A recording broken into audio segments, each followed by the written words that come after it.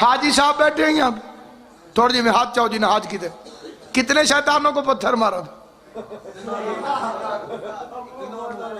کتنے شیطانوں نے مارا؟ ابھی میں تو حیران ہو گیا، تینوں نے مارے۔ علی نے توڑ کے بت حجر اسود کو دیا بوسا، کہیں بگڑی کہیں پر بن گئی تقدیر پتھر کی۔ اس نے حجر اسود کے قریب آگے کام، اس کے بعد یہاں تک فکرہ اخباروں میں بھی چھاپتے ہیں، ٹی وی میں بھی پڑھتے ہیں، آگے والا فکرہ کھا جاتے ہیں۔ پھر میرا مولا علی ہے، فرمایا میرا نبی تجھے فضول نہیں چوم سکتا،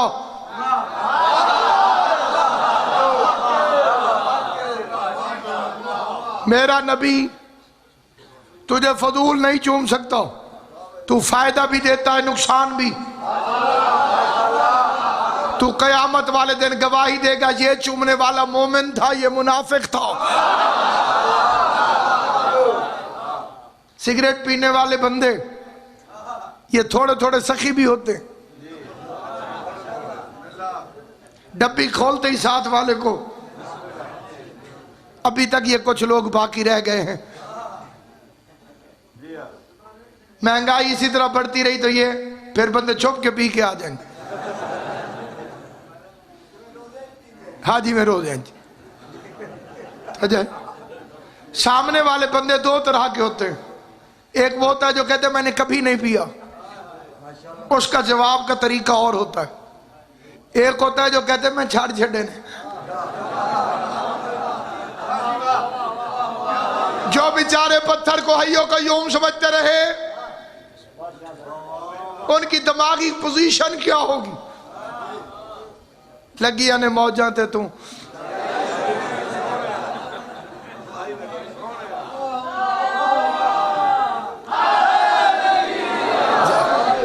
موضوع کی طرف واپس آؤں گا، لیکن تھوڑی سی نعتیں سنانا چاہتا ہوں تاکہ بندے جاگ جائیں۔ مولوی اسماعیل سے ایک مولوی کہتا تھا پٹنا وخا قرآن جو پٹنا،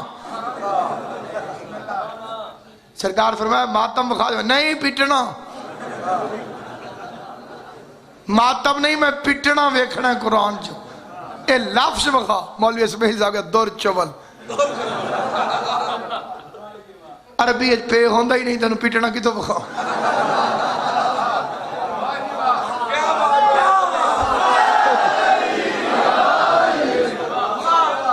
او پیپسی نوی بیبسی آکھ دیں، پاکستان نوی او پاکستان الپاکستان اتھے ہے ہی کوئی نہ۔ علی کی عزت کی قسم عقل موجود ہو تو علی سمجھ میں آتا۔ مل کے صلوات پڑھ لیں بلند آواز سے، محمد و آل محمد، بسم اللہ۔ آل محمد کے مہر یافتہ ذاکر منظور نظر جناب سید کونین حاجی ناصر عباس صاحب رونق افروز ہوئے۔ اب میں ان کی آمد پر زیادہ دیر زحمت نہیں دوں گا، بالکل نہیں چھوڑ رہا، میں پڑھ رہا ہوں، پے نہیں ہوندہ قرآن ہے جو پڑھو پڑھو آدھو۔ قبلہ کی سرپرستی میں ان کی اجازت سے مختصر کشمش میں کتنی زکاة ہے قرآن سے دکھاؤ، کتنی بھیڑیں ہو جائیں تو زکاة واجب ہو جاتی ہے قرآن سے دکھاؤ، حج میں کعبے کے کتنا چکر کاٹے تو ایک طواف ہوگا قرآن سے دکھاؤ۔ سوال ہے میرے، وقوف عرفات کب سے کب تک ہے، کون سی تاریخ کو ہے، قرآن سے دکھاؤ۔ کتنے شیطانوں کو کون سے دن کتنے پتھر مارنے، قرآن سے دکھاؤ۔ اللہ نے قرآن نازل ہی اس رنگ میں کیا کہ اہل بیت کے بغیر کافی نہ ہو۔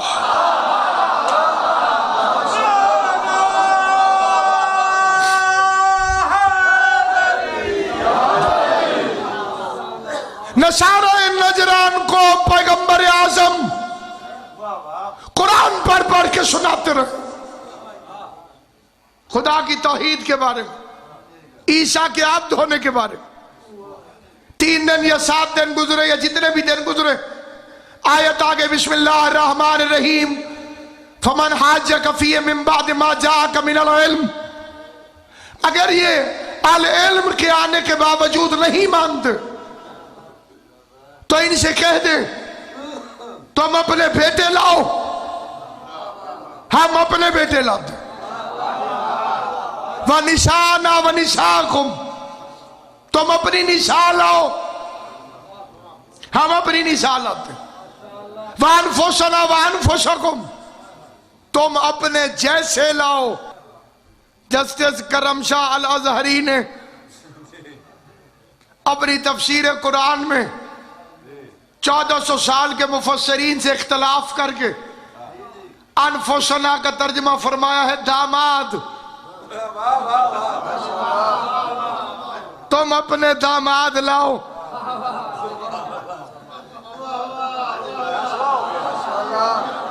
یہ بھی ہمارے بارے میں ہے، زہرا کے علاوہ کوئی اور بیٹی ہوتی تو داماد بھی ہوتا، کیونکہ علی کے سوا گیا کوئی نہیں۔ نفس کہتے ہوئے موت آتی ہے کیونکہ نفس کے اختیارات بہت زیادہ ہیں۔ پہلے کیا پڑھ کے سناتے رہے؟ قرآن۔ خدا نے کہا انہیں لے کے جاؤ۔ عیسائیوں کو علی کی امامت پر اعتراض نہ تھا،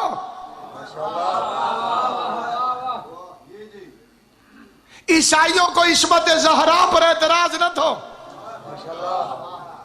عیسائیوں کو حسنین کی سرداری جنت پر اعتراض نہ تھا، عیسائیوں کو اعتراض تھا اسلام پر، قرآن پر اور حضور کی نبوت پر۔ فرمانا چاہیے تھا تم انجیل لاؤ میں قرآن لاتا ہوں،